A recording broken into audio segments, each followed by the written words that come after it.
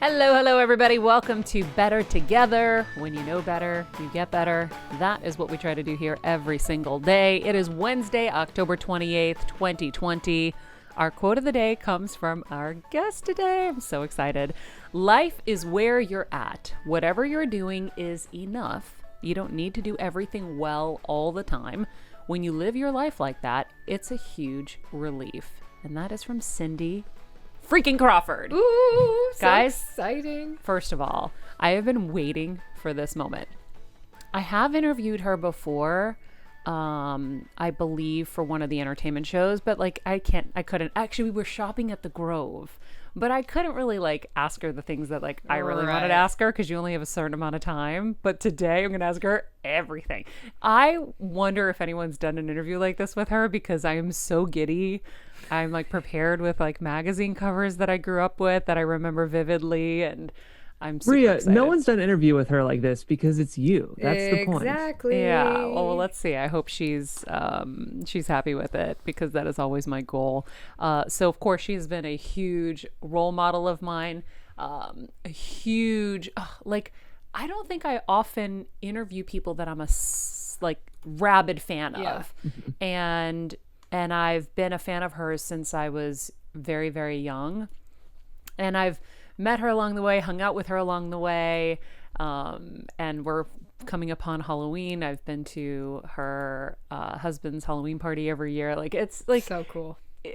It was interesting when I gained proximity to somebody that I loved so much. And she just meets every expectation because she is beautiful. She is smart. She's successful. She lived such a clean lifestyle. She never fell into the pitfalls of the industry. So for me, she was always such a big role model because I was like, oh, you can do it, right? When you come from a, Medford, Mass, or where, Jeff's always his little Midwestern town, we're always Hollywood is so scary and drugs and all this stuff. And so she was a really great example for me to follow. I was like, okay, you can do all of this. Because at first I wanted to be a model. Yeah. Right? That was what, you're like, oh, I want to be a model. And everyone's like, oh, you should model. You should model. You're like, okay. In fact, so going through my archives here at the house, I found, yesterday, I found the phone number to this guy who approached me saying he worked with elite models when I was at Dunkin' Donuts at 14 years old. I was 13 when I started, but I think it was 14 when he approached me and he said, call me. And my mom and I were just too scared to call him. Oh my gosh. Because he, I listened to my instincts even back then. Yeah. He was a little creepy. Oh yeah. And people used to call and do really obnoxious things, tell me the size of their penis, just on the regular line at Dunkin' Donuts. They would call up and be like, oh, because they knew I was working in there. So they would do all kinds of things or call and ask me out and stuff like that. Kelsey's face.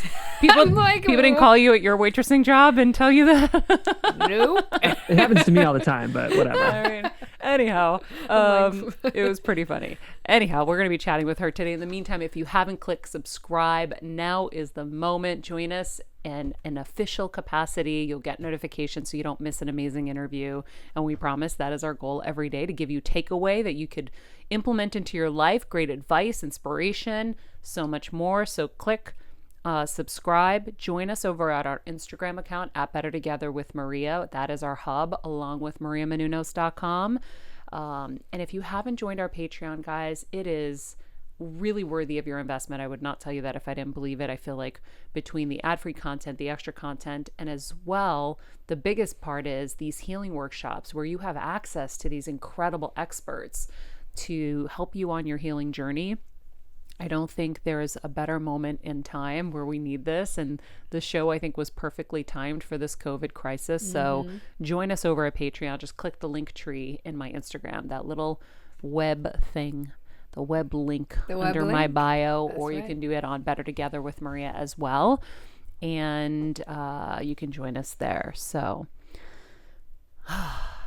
this is exciting. This is exciting. I know. I can feel how excited Maria is. I mean, it makes me excited. Yeah, she's just amazing. Yeah. And so I think without further ado, we should just get to I it. agree. She's widely recognized, of course, as one of the world's most famous supermodels.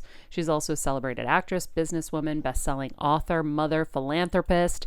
In addition to her beauty line, Meaningful Beauty, and her home line, Cindy Crawford Home, she's raised millions of dollars for pediatric cancer. And throughout her career, Cindy has detailed lessons she's learned about becoming less self-conscious, creating positive messages about health, body, and image, and so much more. So today she's going to help us soak up some more life lessons. And of course, I'm going to fangirl for probably most of this show. Cindy, thank you so much for being here. My pleasure. I wish we were in the same room. I know. Great to see your face. You're as gorgeous as ever. Thank you. You too. I was saying to everybody how excited I was because you were always such a role model and example. Oh my God, why am I emotional? That's so crazy. Ooh. Aw. Well, when I was young and I was kind of looking to do all of this stuff, my parents were terrified. And you were an example of someone that did it successfully, being a strong woman and smart, and you didn't fall into the pitfalls of everything. You were clean. And so I was like, oh gosh, there's like one human I can see that can do it. And it was such a great example, I think, that you paved for people like me to say, hey, mom, dad, like I could be like her. Like it could go good. It could go well. I think my parents definitely had the same concern when the very first photographer approached me about posing for pictures. And, both my parents came and they didn't even really understand that modeling was a real job. I think they thought it was a nice word for prostitution. So same thing, coming from a very small town, 60 miles west of Chicago. And then all of a sudden kind of entering this, at the time, this huge world of Chicago. And then later on New York, it was definitely a learning curve for me. I think probably like two things. And I think obviously you have this with your family as well. I came with like that, my roots and that Midwestern work ethic. I brought that with me wherever I went.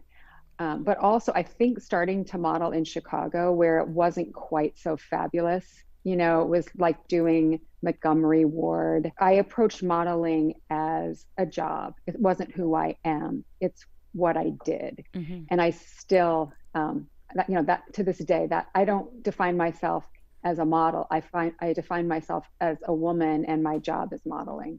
Yeah. It's interesting, like when I think back, so I've been recently going through all my archives here at the house. I kept so many things, whether it was old journals, to-do lists, agendas. So I can go back in time so fast and see all of the things I was working towards and like little notes from friends and stuff like that. So I was deep diving, and I have a locked cabinet in there that I know 2 magazine covers exist, and I'm going to pop them up for you. They were my 2 favorites of yours. Okay. This one I remember buying, okay, and I remember trying to replicate. First of all, I learned how to do makeup by studying your covers. Yes. And so I remember copying this look, and then the next one with the purpley pink jacket. Oh my God, I died for this cover. I'm sure that hair is very 90s. That's really dating it. But it's interesting because this is during the time when Vogue switched to Anna Wintour. So I had done a lot of covers for Vogue before, but then these, you can tell, were like the new Vogue. They were much more fresh. They were outside. There was a little more energy, a little more friendly. And it's for me, like, I know that exact time in my career, that was like a big transition because Vogue was transitioning. But funny. And also like that you looked at covers and stuff, how to do hair and makeup, because, my daughter, when she was that age, she just went on YouTube and she learned to do whatever she wanted. We didn't have that. So we just had to look at the magazines and then try to figure it out from there.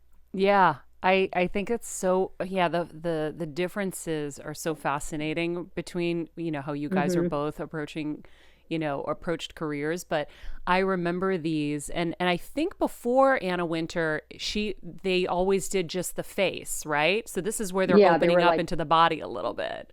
right. They were like those, Richard Avedon shot them, and they were a very tight headshot. And I mean, I happen to love those because to me, those were the Vogue covers that I grew up looking at. And so those to me were like the iconic Vogue covers.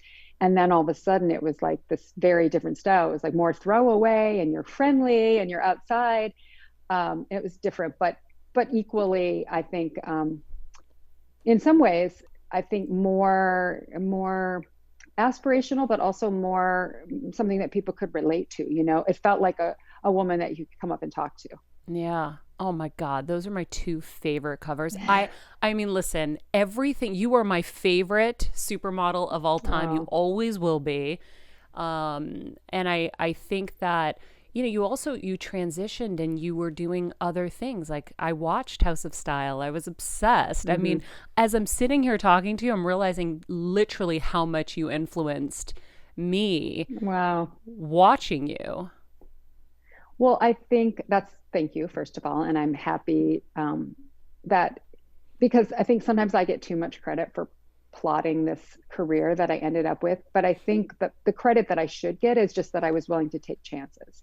So for instance, House of Style, at the time, my modeling agent was very against it because MTV was like, had no money, and I think I got paid scale for the first couple years of doing it. So what I was making as a model was way more per day than what I got for House of Style. But I just wanted to do something different. I wanted a chance to use my voice, I guess, even in maybe sometimes silly ways. But, as a model, especially before behind the scenes and everything that exists now, we were only two-dimensional faces on magazines that we didn't even really get to choose. As like people are always like, I didn't like your hair in that. And you're like, I didn't have any say in the matter. Like the hairdresser, the stylist, they all decide. And sometimes you like it. And sometimes you're like, not really my thing, but I'm getting paid to be the model. So at House of Style, it was my first foray really into showing a little bit of my personality, and then eventually working with my producer that I got to start writing my own wraparounds, and having, doing different things. And that exposure just really gave me confidence to want to express myself and use my voice and trust my voice in other areas as well, which eventually led to like an exercise video. And then later on, as you mentioned, my skincare line and things like that. Like each one kind of built on the last, and not everything I did was successful.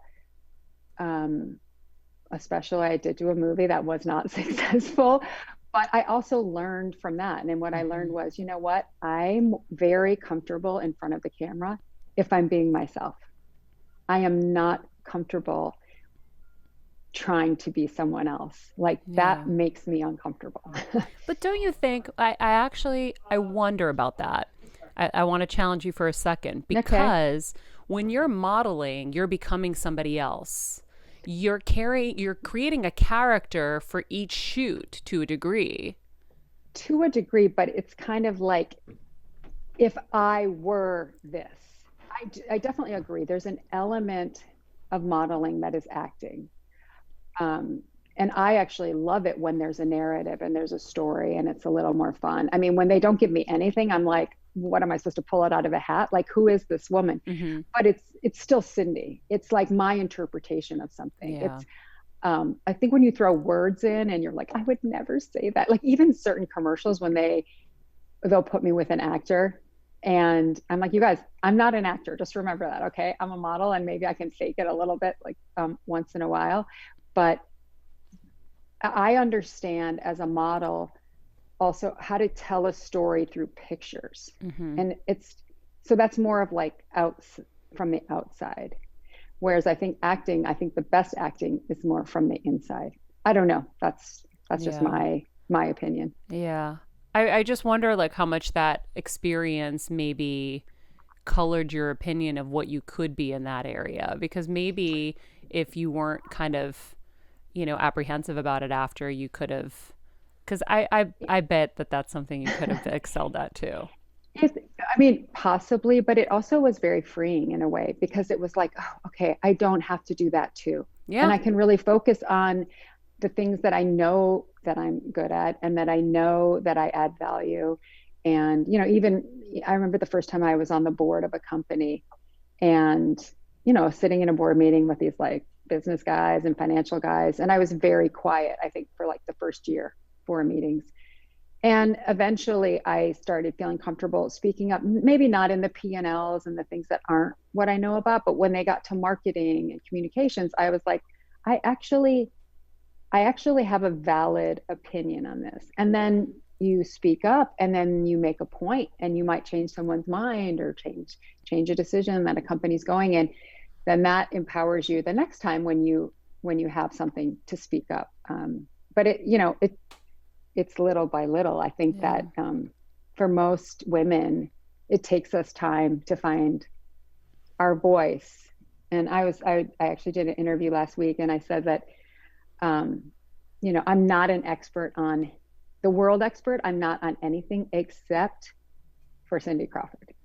That is the thing that I know no one can challenge me on. Like if I say, yeah, I don't think it's right for my brand, no, because I am my brand. Yeah. So no one knows that better than me. Totally. Yeah. Well, you've built such an incredible brand. Did you have someone that you were looking up to as you were doing this? Not really, because I don't think like at that time, especially modeling agencies didn't even plan for a career that was more than 5 years long, right? It was like, we'll just churn out the olds and get the newbies in. Fortunately, I had done things with House of Style and my exercise video, and I had already transitioned to, at the time, William Morris, now CAA. So I had a more theatrical and commercial agent who wasn't looking at me like a carton of milk with an expiration date on it. And they helped me approach relationships. Like I never wanted like a quick one and done, like if I was going to go into a relationship with a company, I wanted them to invest in me so that I would invest in them and to see that there was a potential for the relationship to grow. And for instance, like I signed with Omega watches, I think over 25 years ago, and I still work with them. And now they even have, the last campaign was my husband and both my kids. Kai is still working with them. And I think those like in terms of modeling, when companies keep coming back to you to renew, that's like the biggest compliment you can get, because that means you're performing for them. You're doing, you're doing what they had hoped you would do. Yeah. What was we'll start with cover. Like, do you have a favorite cover? No, but probably the most impactful was my first American Vogue cover. Yeah. And that cover changes your life, especially then, because we didn't have as much exposure to every cover from around the world. And American Vogue was like the modeling industry's seal of approval.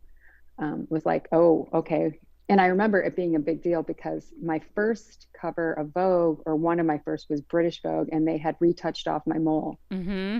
And then American Vogue did one and they left my mole on. It was like, oh, well, if it's good enough for American Vogue, I guess it's good enough for everyone else. And then it was never a question before that. But before that, there was always discussion. Should we try to cover it up? Should we try to retouch it off later? Mm-hmm. And then after that, it just kind of became, I guess, part of, part of who I was. It would make no sense to retouch it off. Well, it was your signature. It's funny because I always tell people the thing that people want to get rid of, usually if you embrace it, and there's so many examples of this, that's what's going to make you different. And yeah, well, I think like you were saying, you could relate to me because I had brown hair and brown eyes. And I think that's true. The models before, like the big group before me, was all blondes with blue eyes. Mm-hmm. And then all of a sudden there was kind of my group of women, which was Christy and Linda and Naomi. And we all kind of look different. And I think so many women from, like if I'm in Spain, people think I'm Spanish. If I'm in Greece, people think I'm Greek. Everyone thinks I look like Queen Rania. If I'm in Brazil, people think I'm Brazilian. So that really broadened my audience. And then having a beauty mark, which, like I said, my sisters used to call it an ugly mark, but I normally call it a mole, but it's actually not a very pretty word. So I guess I should say beauty mark. So many women have freckles or a beauty mark somewhere. And I think that seeing a model have it, again, on the cover of Vogue or in a Revlon ad, it made women feel like, oh, this isn't a flaw. This is just, part of me. Yep. And I actually met girls. I remember a few years after I became kind of well known, these girls came up to me and they had gotten tattoo moles right there. And I was like, you guys, like, I wanted to get mine removed. You guys are crazy. But it was still, I wouldn't have done that. But anyway, it was cute that they, that they thought it was beautiful. It actually made me go, wait, okay. Cause I grew up hating it, Yeah. So you actually got to embrace it as well, along with everybody else. Cause when, when other people approve, you're like, oh, okay, I don't have to hate this about myself. Right. Well, and really, I remember high school getting tortured a little bit by, like, when I was a freshman, by the senior guys. I literally have this vision of all the senior guys hanging out on the stairs, like the main stairs of our high school. And I had an older sister, so they kind of knew who I was. So they were like, hey, little Crawford, you got chocolate on your face. And I was mortified. And I don't think I used that stairway for the rest of the school year. I just was so mortified. And I asked my mother, could I get it removed? And she was like, yeah. She said, but just so you know, like, you don't know what that will look like. You know what it looks like. So I kind of waited. And, by the time I started modeling, the first agency was like, we should take it off. So I definitely had a lot of insecurities about it. So then finally, when it kind of was okay for the cover of Vogue, it did make me see myself differently. But I don't look at the mirror and really notice it. It's like, at this point, it's just, I see, my face. So it's not like I say good morning to my mole every morning or whatever. Yeah. That's funny. Do you have, during that time of like the supermodels, right? Was there one that you were just so blown away by their beauty? I have blown away really by so many. Different things, like Christy Turlington. She's just such a classic beauty. And she also was a muse for a lot of different photographers. Same with Linda.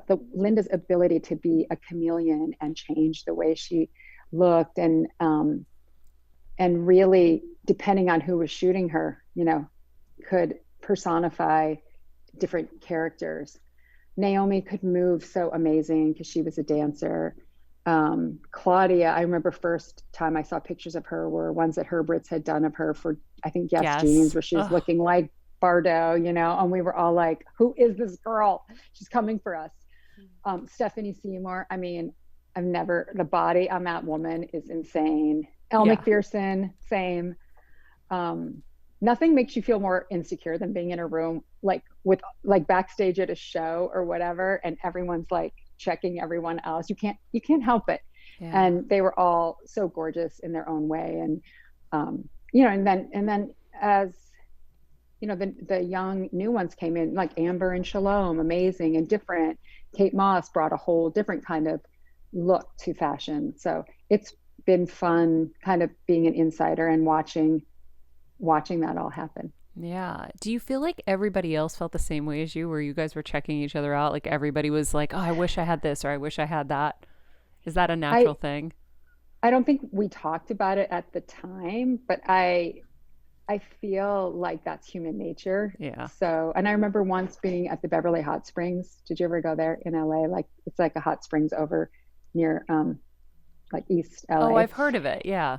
Yeah. And I remember it was kind of like a hot spring, and then you'd get these great massages, but it was all open. You didn't have like your own massage room. And there was this, whoever was on the table next to me had like the sickest body I've ever seen. And I'm like, And this is when I was like just on Playboy or something. I'm like, who is that gorgeous body?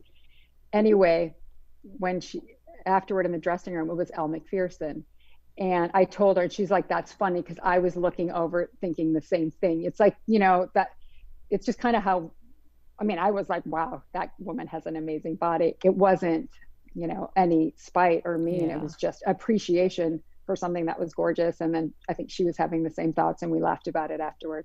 It's so funny, because that's what I loved about you, and also, Naomi, you guys had real bodies. And then Stephanie Seymour too. I remember her in all the Victoria's Secret catalogs. Like, you guys had the realest bodies models could have, right? Like, right. You're not going to have like, my hips right now, but like you guys had real stronger kind of bodies. So it was a healthier look. I think that, at that time, I was pretty much the same size I am now. Obviously things a little higher back then, but shit gets real, Cindy. Yeah, exactly. But I never felt like the pressure. I just felt the pressure to be fit.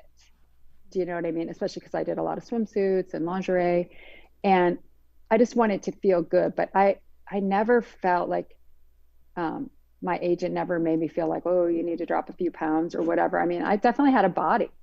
And I think certain photographers and certain magazines and certain designers like that, and certain didn't, and certain liked a different type of body. And just kind of an understanding that you can't make everyone happy all the time. Some people like long hair, some people like short hair, whatever. It's like, I think that there, and I see it, it's definitely changing, but there was a time in the fashion industry where it was like, the sizes are size 0. What is a 0? Yeah. Like, that's like, who even wants to be a 0? If you think about like what that means, like I never felt that. And now when I do photo shoots, I'm always like, don't send me sample sizes. Don't send me something from the runway. There's no way I'm going to fit in. Even like a coat, I'm like baby Huey, trying to squeeze into it. But I never felt that when I was like really modeling and doing shows. But that changed, they would make the clothes I to think. fit us, Well, there you go. Yeah. That's a big difference. So then the waif thing came in, and that's when the size 0 thing. So then how do you now guide your daughter, who has followed in your footsteps, has an incredible career? This is the balancing act that I just don't understand, as I'm afraid we're about to like go into the whole kids thing as well. Mm-hmm. When you're raised a certain way and you went a certain way, and this is the certain way we went, right? We grew up with humble beginnings. We, were pretty straight, clean, all of that. We did all the right things. The thing I fear, my husband fears about me, he's like, when we have kids, if they don't act the same way, if they don't do all the right things, if they make mistakes, how do you, and now add for you on top of it, she's in your industry. How do you wrestle with that? How do you guide her, and how do you allow her to make mistakes or not? I don't know. Mm-hmm. They're really two different questions. Just in terms of, my husband and I talk about this all the time. Like having success and affluence is something that we worked toward. We both were lucky and we've been blessed with. It's not necessarily a blessing for children. And they face a whole different set of, besides the fact that we didn't grow up with social media and all that stuff that all young kids are going through, they grew up in the public eye in a way that we never did, and that they never really chose. So that just to have to understand that they will not be just like us. Like, they never had paper routes. They never did some of the, I used to fold shirts at a clothing store for minimum wage. They've had different experiences, and to understand that partly that's your fault, as a parent, like you put them in this world in a different way. And it doesn't mean it's easier or harder. It just means it's different, and to kind of respect their process. But it's hard, of course, at times. And then in terms of Kaya wanting to model, and my son a little bit, but then it really wasn't for him. He doesn't really like having that attention on him. But for Kaya, obviously, I mean, it just, I couldn't hold it back. It was like, I wished I could. And just, it was like, it just happened. It would, and obviously she's had some success and she likes it. My advice to her, well, in some ways it's brought us closer because we have something to talk about. And she knows, like a lot of teenagers think their parents know nothing about nothing, but she can't totally just say, oh, mom, you don't know what you're talking about. Yeah. But at the same time, I acknowledge that it's different than it was for me. And I listen to her and try to learn from her. And my advice to her is really the same advice that I would give anyone about anything, which is be on time, stay off your phone, be prepared. I mean, that was the same advice I gave my son when he started working in a juice store. Yeah. Yeah. It's a different industry. Like I think back and you all were natural beauties. That's another thing that blows my mind, right? So you were all born, I'm sorry, you were all born perfect. And now the models of our time, the supermodels of our time are accentuated. And I mean, so it's a different thing. I think that's probably, I mean, obviously the access to that type of stuff is much more prevalent, but I mean, it's certainly a lot of the models that Kai is friends with are, they're totally natural. But at the same time, it's a different world. Like I don't want to judge. It's just different. It's kind of like, just a different time. I, of course, encourage my daughter to be natural. Yeah. Because I also I want her to see that, like, for women, I like that message for women that, I don't know, we have such a hard time believing we're good enough anyway. Mm-hmm. And it's like, especially as a woman who's getting older, like, I don't want to put that pressure on myself. Like, I can't look the way I did when I was 25 or 30 or 35. I mean, I wish I could. World. I would do it. I mean, maybe I could if I like spent all my time trying to look like that. But I'm not 25 or 30 or 35. I'm 54. And in a weird way, I want to look great for 54. But I don't want to be like competing with my 19-year-old daughter, So I just kind of feel like I try to lead by example, and then she'll be who she wants to be. And I have to accept who she wants to be as well. Yeah. Okay. So I didn't want to interrupt you, but you do look insane. Well, I tell you that every time I see you. My jaw drops every time I see you in person. But how do you handle that, right? Like I'm 40. Wait, how old am I? Shit, I'm 42. June 8th, 1978. Someone do the math. I forget. Do you ever forget how old you are? I forget. I went through a time actually in my 40s where I did forget, but now I don't. You're like, no, I get it. Which I guess is good for my memory. That means my memory is still hanging in there. This is good. But like I'm 42 and you start to see things are changing.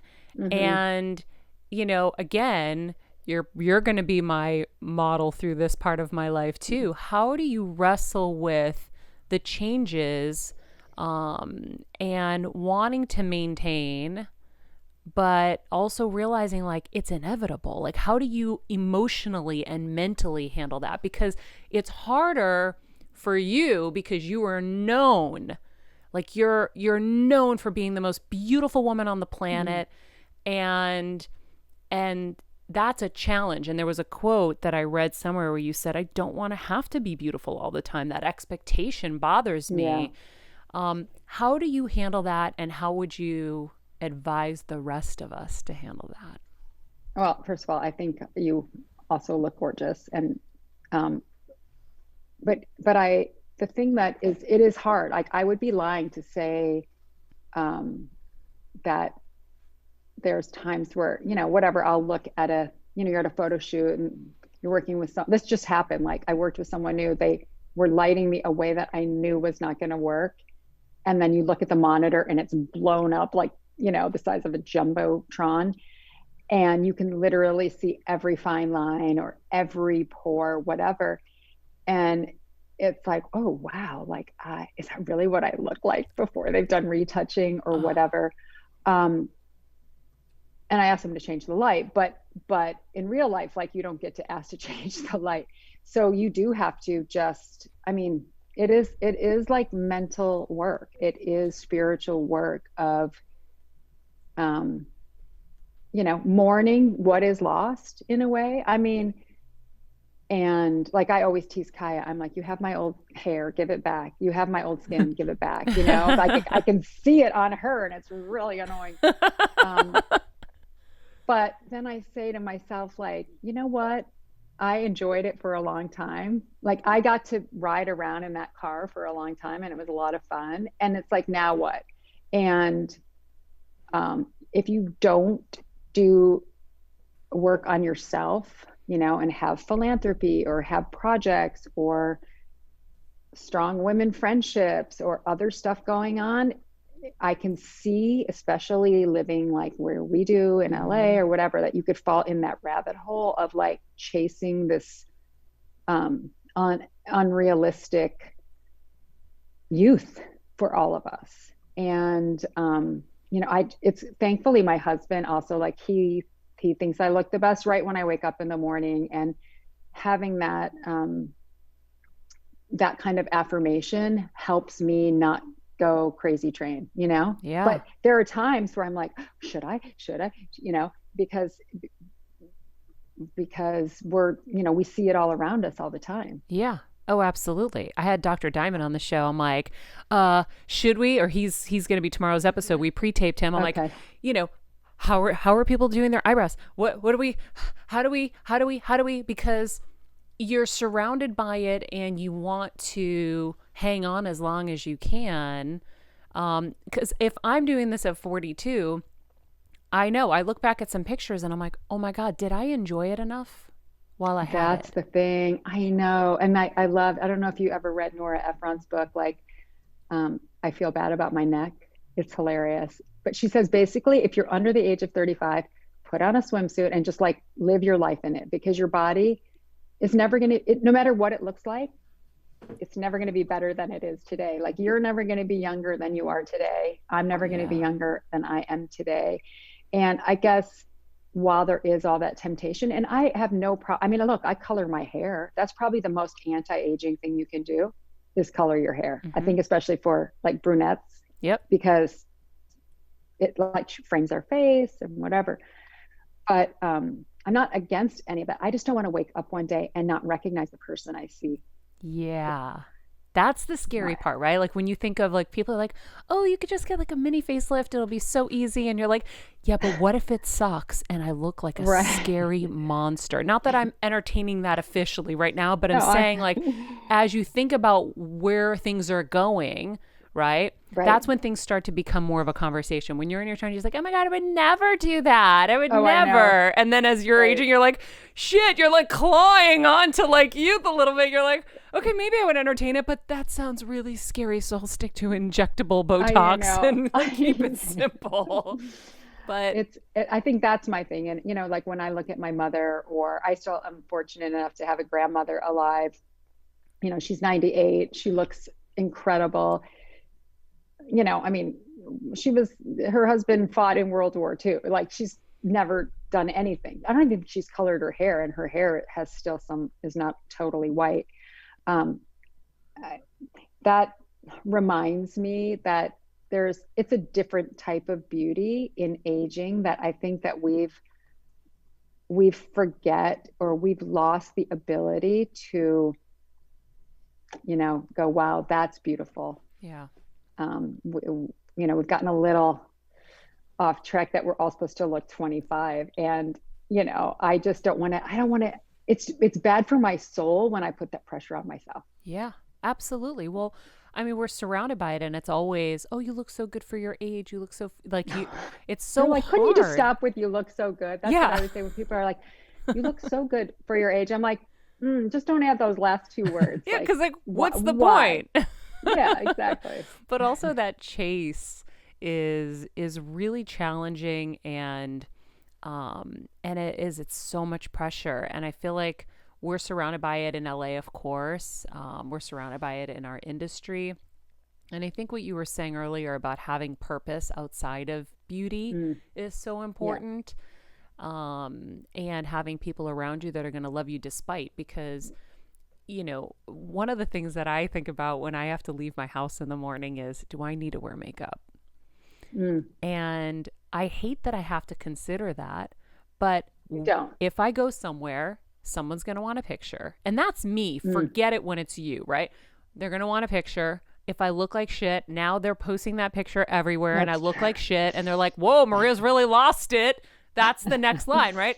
Or a couple times, like we'll go to Whole Foods in the Valley and I'll look at Kevin and I'll say, do I have to wear makeup? And he's like, no, you look great. I'm like, okay. So then I go and I'm like full of my gusto and I go to Whole Foods and I bump into a celebrity and I'm like, oh, Now I'm seeing somebody that I admire, that I love, and I look like shit. And now I'm like, believe it. Cindy, I swear to God, because Kevin has told me, he goes, oh, you really look like shit for this one. And I'm like, honey, really? You're really killing my confidence here. But it's true. You have to consider that stuff when you're a public figure.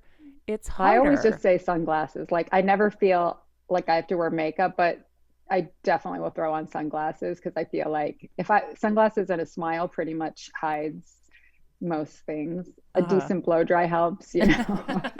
I always have said hair is a woman's best accessory. Yeah, exactly. If your Especially hair is when it's good, long and you can kind of like hide behind it at times. So funny. I know it's so challenging. So what is the best compliment you think you've ever gotten in your life?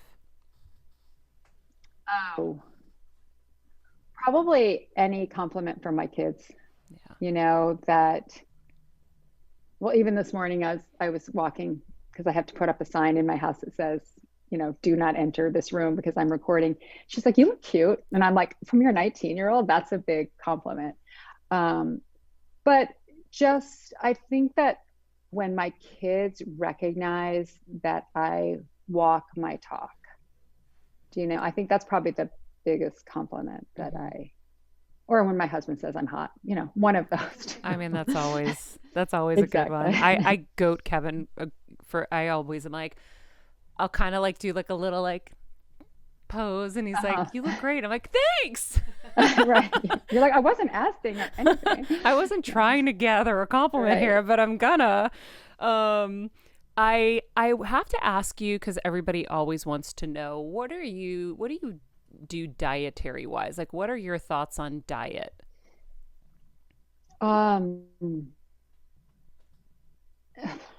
I think I'm so glad in a way that I grew up at a time where there wasn't like 70 different types of diets to choose from. And that the only diet I knew of was when my mother, who sometimes struggled with weight a little bit, she would do some crazy diet where I think she would eat like 8 bananas in a day and then like a head of lettuce one day, or, you know, like nothing that looked appealing or anything that I would ever do. And I really didn't know anything about nutrition or whatever. I mean, I grew up in the Midwest. I had steak and potatoes and lots of casseroles and things like that. And by the time I got to New York and was modeling, I had never had a bagel before, and they always had bagels at shoots. And these are the best things ever. They're so good with cream cheese. And then I think it's at that age, it was around 21, where I realized like carbs are really not my best friend, even though I love them. And that's probably the biggest, I don't eat like a lot of bread or pasta. I call them the white foods. You know, it likes me too much and it sticks to me. So if ever I had a shoot, I would just cut out rice, pasta, bread, and alcohol like 4 days before. And that just I mean, not now, I definitely have not cut out alcohol, but I would say those white foods are still things that I limit very much. Other than that, I eat. So you're not like I always say, vegan or anything like that? No. I mean, I've done vegan. Have I done vegan? I've done vegetarian. Okay. for like 6 months, but it's hard with a family. And I just never wanted my way of eating to affect my husband and two small kids. So, for instance, if we would have like one of the favorite meals when the kids were little were like turkey meatballs, pasta, broccoli, and salad. I just wouldn't have the pasta.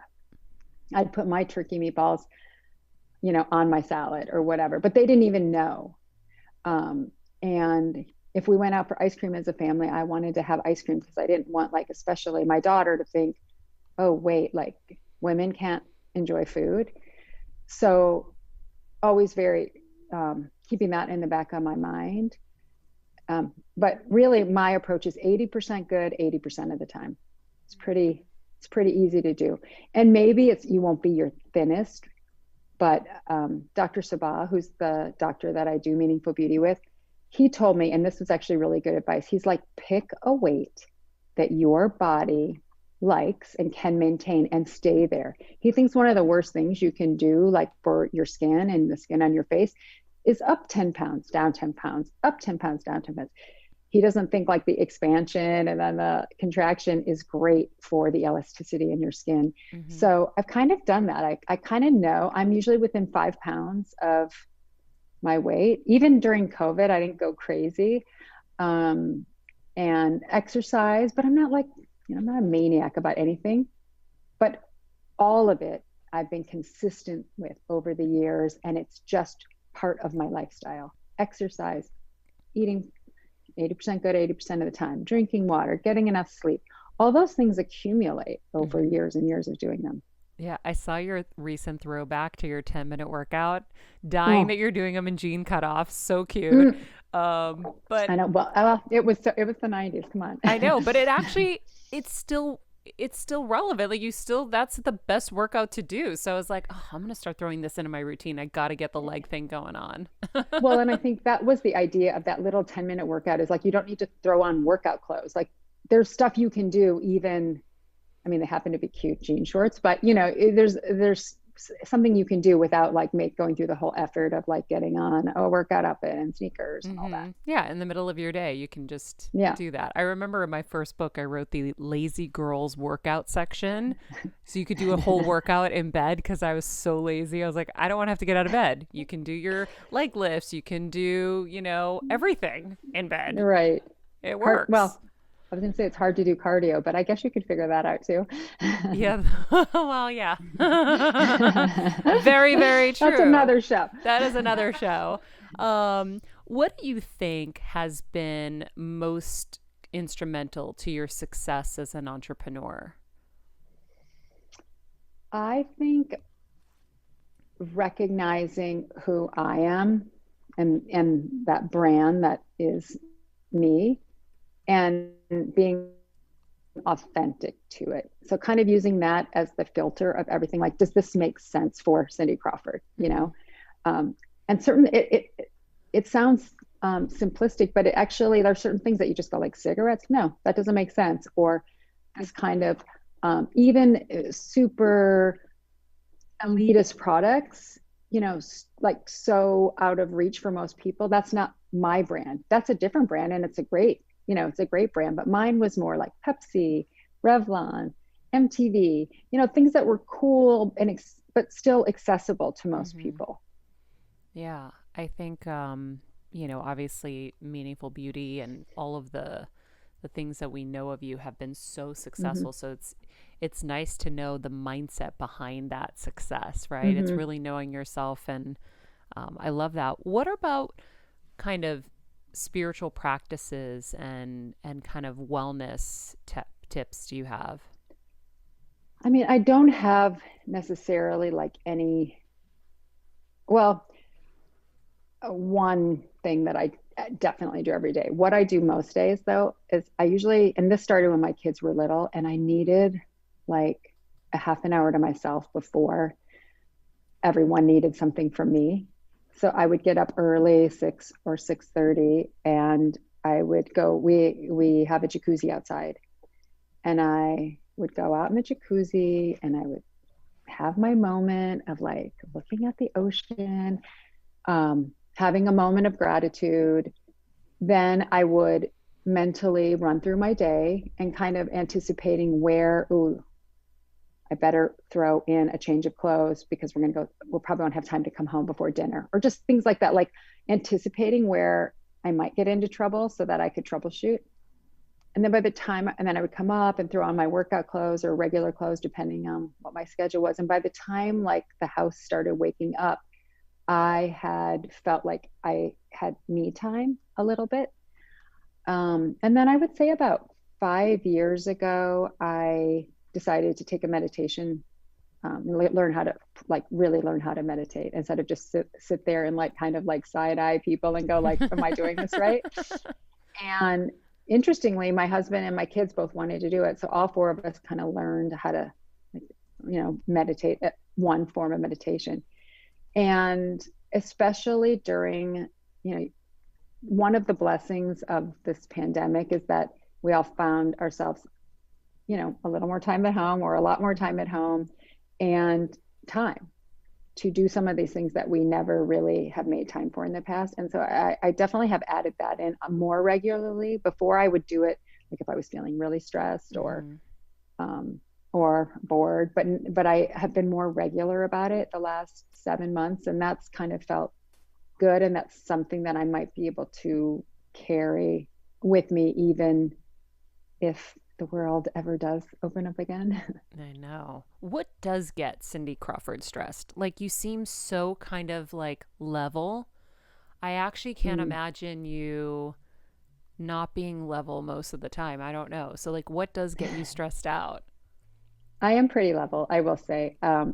But anything, kid stress, they always say you're only as happy as your unhappiest child. And I'm sure any parent will agree with me. That is true. So anytime your kid's struggling or having, even just Kaya had her wisdom teeth out Thursday and she was in so much pain and there's really nothing you can do, but you want to, that causes me stress or anxiety. And then when I feel overwhelmed, if I've overcommitted, I have gotten much better with that over the years. And, I remember about 7 years ago, I started making my New Year's resolution every year was say no more, because I would just find that I mean, there's a million great things that you can say yes to, but I just couldn't do them all. And then that would stress me out. And especially when I had kids, it's like, wait, I'd rather be helping my kid with homework or, throwing a ball around on the beach or whatever it was than that I've overcommitted. So but once in a while, I still find that I've overcommitted, and that gives me some stress. I know. That's where I get my most stress too, is when I'm overcommitted. Well, because you're a perfectionist. Yep. If you say something, you don't want to cancel. You want to give 100%. And that sometimes you just realize like, I don't have 100% to give. And I think that gives you anxiety. Yeah, for sure. We have spent some Halloweens together, Casamigos Halloween party every year. That's not happening this year. What are you guys doing for Halloween? Oh gosh. It's funny. You might have a little stop by at your house because Casamigos did like a bring Halloween to you kind of thing. And I know like George and Randy have had fun planning that. Like they decked out like a whole truck that's gonna go around to some of our usual suspects at the Halloween party. I feel like in a weird way, I've always loved going to the Casamigos parties because people go all out, as you know, like but it's a lot of another thing that adds pressure, right? Like, oh, what are we going to do this year? So I have I guess I can start thinking about next year. I have 1 year that I don't have to figure out my Halloween costume. I know. I've had to travel maybe 2 of the times and Rachel gets so upset and I'm not going to be there. But it does always feel like a relief because it is a lot of pressure to figure out because everyone brings their A+ game to that party. Yeah, you can't. I do think Halloween, at least Randy and I, we kind of feel like this, you go big or you go home. Yeah. Like you can't half-ass Halloween. If you're as an adult, if you are gonna dress up, you better bring your A game. Yeah. There's some really clever ones. Like, do you remember Oh, Brian Bowen Smith when he did the Jesus walks on water Jesus. thing? So good. I was like, That was so great. The only problem was he needed all the water people around him at all times, which at a crowded party, sometimes, if you get separated from the water, your costume didn't really read as good. yeah, no, he literally had people dressed up in blue as water and he would walk on them. Yeah, It it was was the so good. best. There's been some great ones. I'm trying to think of some of my favorites. I remember when Sheldon Surrey went as the Game of Thrones. The guy, the Drofeki or whatever. Oh, Anyway, Dothraki. The Dothraki, yeah. yeah. Oh, he looked so good, and it's like when there's costumes there, and then the people who find like the someone from pop culture that like is recent and then they just capture it in like the perfect way. Those are probably my favorite. Yeah. Oh, I wish I would have thought of that, I have the craziest. My one story from that party was when Casamigos was just being born, but it wasn't launched yet. So Right? I was having a very toxic, life moment. And I went in, I was like, okay, this is going to be the night I really go for it Yeah. drinking wise. And my husband had someone hand make us original Batman and Batgirl costumes. So we were Batman and Wow. Batgirl and got to the party and it was like shot, shot, shot, shot. And then Meldman was like, I think it was like, at like 10 p.m. I see Mary Hart in the kitchen and I realized this is the moment because I was slurring a little. I go, this is the moment when I'm going to lose my phone and my Batgirl cape. So I took my phone and my Batgirl cape. I hid it in Mike's cabinets after my conversation with Mary Hart. And then I saw Melman. He's like, let's go get some Casamigos shots. And they were hidden behind the bar. And he said I proceeded to do maybe like 10 in a row nonstop. Oh, Yes. It was this flat girl. It my sounds like you most were sloshed night. Rachel had to save me, legitimately save my life. And I woke up in a really horrific scene in Mike's kid's bedroom with my husband. And we left at 6 a.m. Our car was still Oh waiting my outside.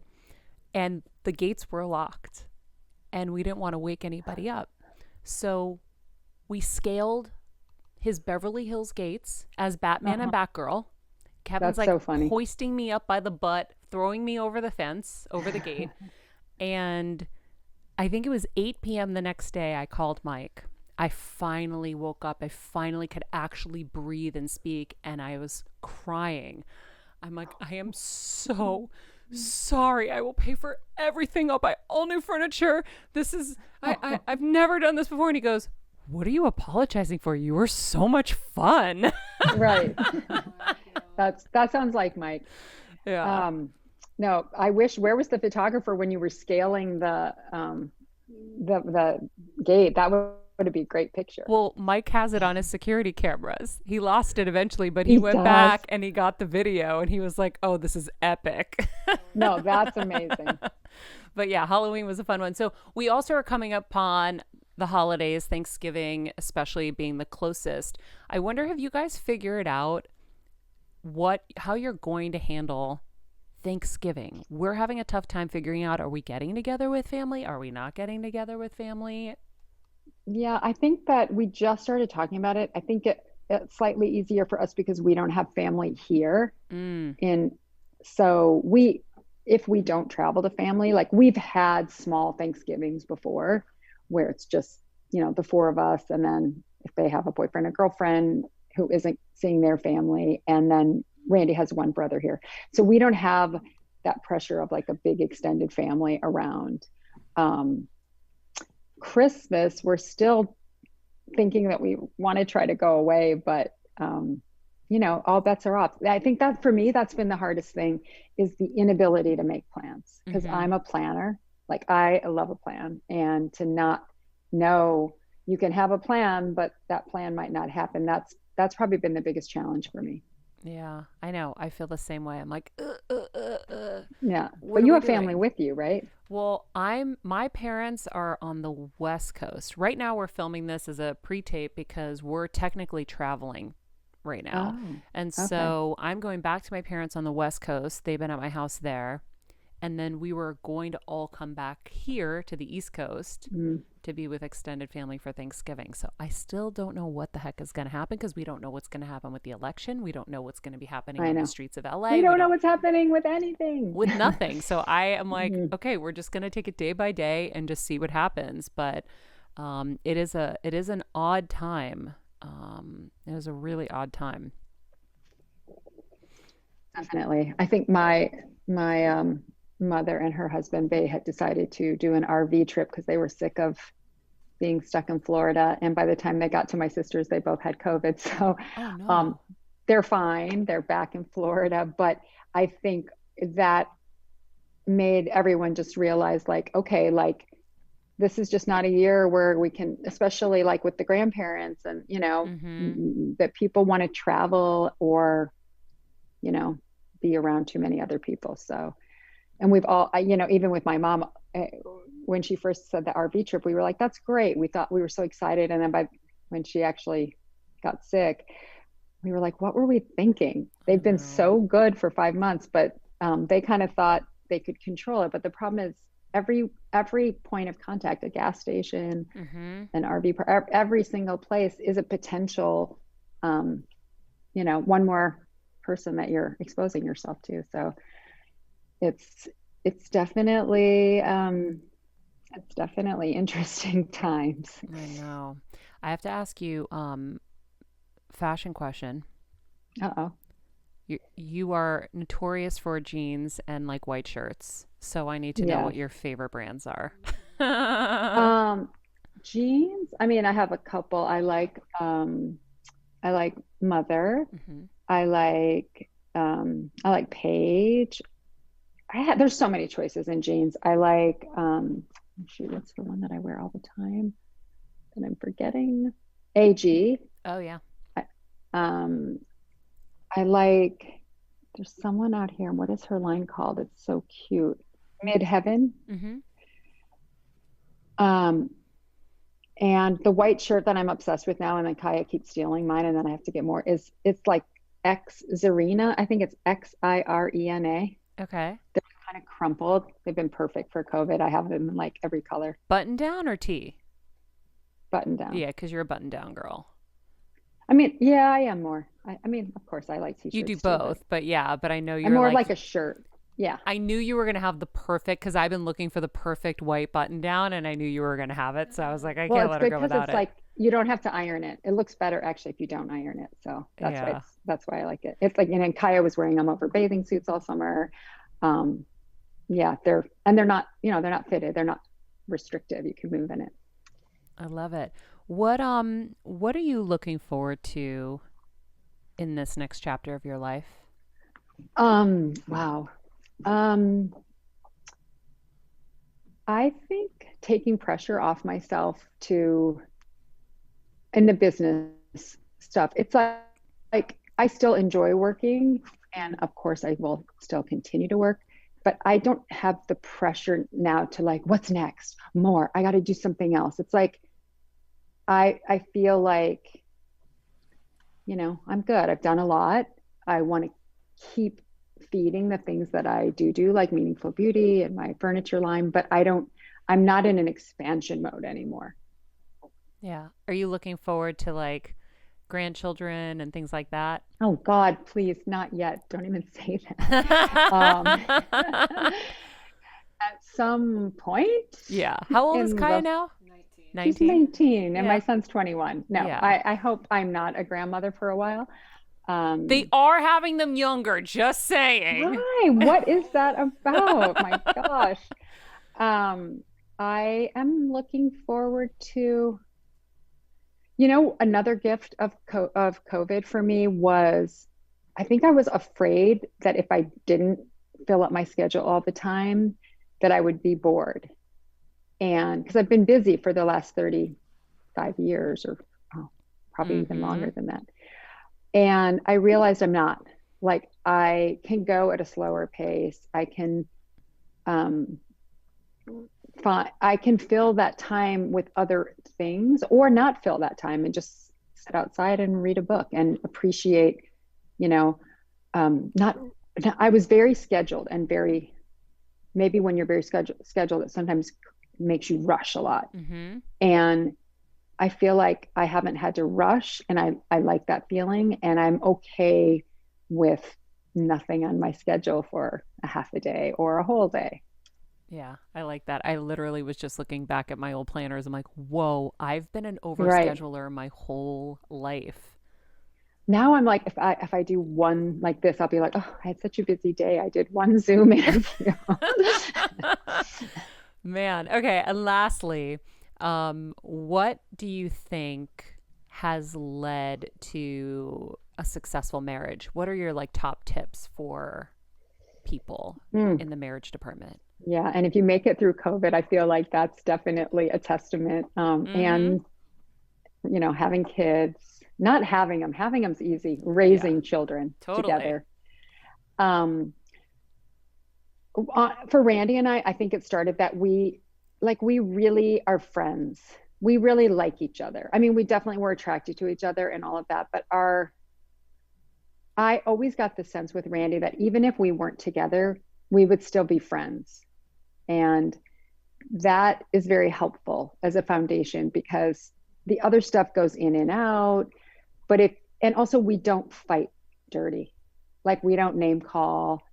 Doesn't mean that we don't fight or that we don't disagree, but I think our style of fighting is more toward conflict resolution than like coming with a laundry list of, and you never, and you didn't. And part of that's because Randy's very conflict avoidant. So he would never, you know, he never says anything unless I'll say it first, but it helps us move faster toward being heard, and then let's move past it, you know. I love it. I would say that. So my conclusion is she's even more perfect. And you will continue to be my like North Star, I think. Oh, you are sweet. Of what I want to be. And continue to be. So thank you for an honest, amazing conversation. Thank you for sharing so much. And this was awesome. I mean, by the way, I collected like 80 more pictures that I didn't share, but all my favorite looks of yours. But I know that we've gone over, but I think this was awesome. So thank you for taking the time. I know. My pleasure. I know doing these Zoom things is not always fun. So I hope that you enjoyed yourself too, and that this was good for you as well. And I'm wearing pants. I'll let you know, real jeans. I'm wearing jeans, not any sweats. I dressed up for you too. I have jeans on. Right. And I've got my top cute. On. So I was like, I okay. actually, for some reason, even put heels next to me. But then I was like, because sometimes it makes you feel different. Yeah, of course.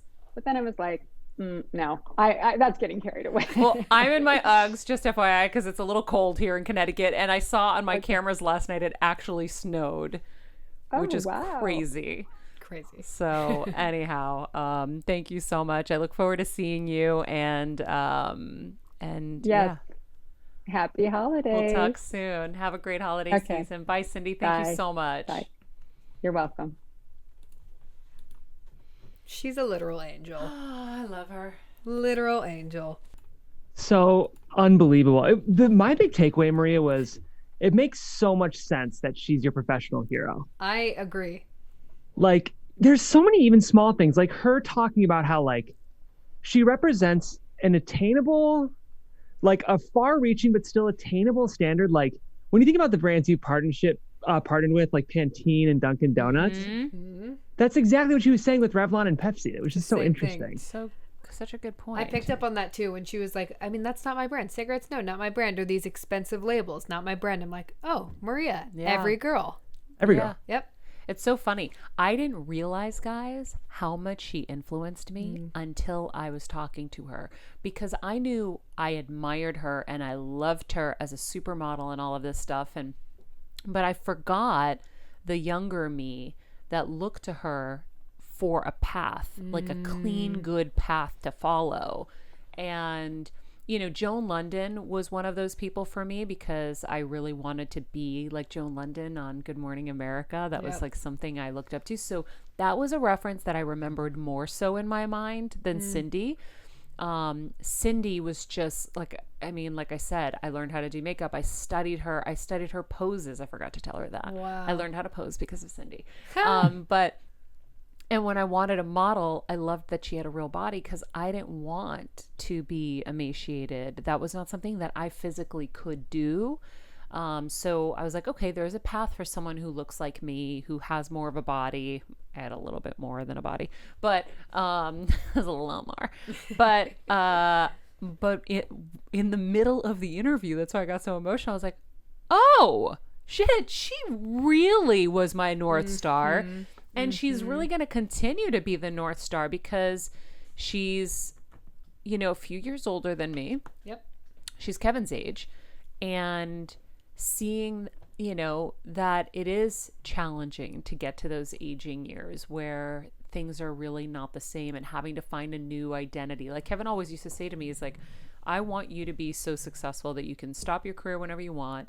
And no one can tell you you're too old or you look too old or anything like that. He always wanted me to have my own power in that way. And then also a lot of people along the way said, don't allow your career to be based on your beauty, because when that fades, it's going to be so challenging. And that's the thing that I think is really hard for young people today with Instagram and being Insta famous is everything surrounding your beauty. So if you don't fill other buckets in your life and have other purposes and other meaning in your life, it is going to be extremely challenging to age. Everything. Even when you just said that, I think about like how we date these days, like in the apps and the this and the that. It's all based on pictures. It's all based on everything. So I liked how she was just saying that she wants to look her age. She wants to look good. Yeah. For her age. But I just think that that's so amazing to hear someone of her stature. Like she's freaking incredible and she's gorgeous, but she's like, no, I want to look my age. I still think she could have been a great actress too. I know. That was a good, you were I know right she on could that. have because she had to create characters for every photo shoot. I think sometimes, and I don't remember exactly, I think the movie was Fair Game, if I remember correctly. I feel like once you're kind of scorned, you believe what other people say. And she was young. And so I get that the transition happened where it was like, oh, I don't need to be good at that. I don't need to do that as well. I totally get that. But I think she could have done it. Oh, she would have been great. But I also did respect that she was like, I'm fine I don't think with she that. cares either way, for sure. But yeah, it was kind of a really cool moment to have that realization and realize, oh my God, like, because that's who I was looking at 13 when I started dreaming of moving out to LA and following this path and doing, having a career. And now you're interviewing her. And she was the one who was clean and smart and successful. And I was like, okay, I want to be like her. I love that. Do it that way. It's so cool. I think what was so cool too, just as a producer, a lot of probably our audience is looking to you kind of in a similar way. Yep. It's very, very inspiring to see successful people have a little bit of a fangirl moment. I got really lucky, Maria, and this is owes to you and Kevin. Pre-COVID, when AfterBuzz was, had interviews happening in studio, I got to interview a writer that I've looked up to for a really long time, a writer named Kay Cannon. She wrote the Pitch Perfect series. She I remember. and like, yeah, and what's funny is like she might not be everyone's like you would die to interview that person, but she was mine, and I got to sit down with her and do an interview with her, and I just think it's very humbling and inspiring to see even very successful people have those people that they also look to. It's really cool. Yeah, and I think with women too, I love that, and I love. You call out not only her beauty but her brains and how she held herself, her values. It was yeah, because she was just so much more. That's why I loved her. Not to say that any of the other supermodels weren't. I zeroed in on her, and probably because she looked similar and like you see it, you can be it kind of thing, and instinctively. But I don't know. Super cool. Anyway, so cool. You can get Cindy's book, Becoming. It's available wherever books are sold. She talks about how to overcome self-consciousness in there and so much more. She'll also be featured in an upcoming documentary from Apple Plus produced by Ron Howard and Brian Grazer. You can follow her on all platforms at Cindy Crawford. She throws back a lot, which is awesome and my favorite. I love. And that's that. Thank you guys for joining us. Follow us at Better Together with Maria, at Cindy Crawford, at Jeffrey Crane Graham, at Kelsmeyer too. And remember, be nice people, make good choices, and be present. And enjoy Dr. Diamond tomorrow, everyone. Yes. Woo! You're not going to believe it. Whoa!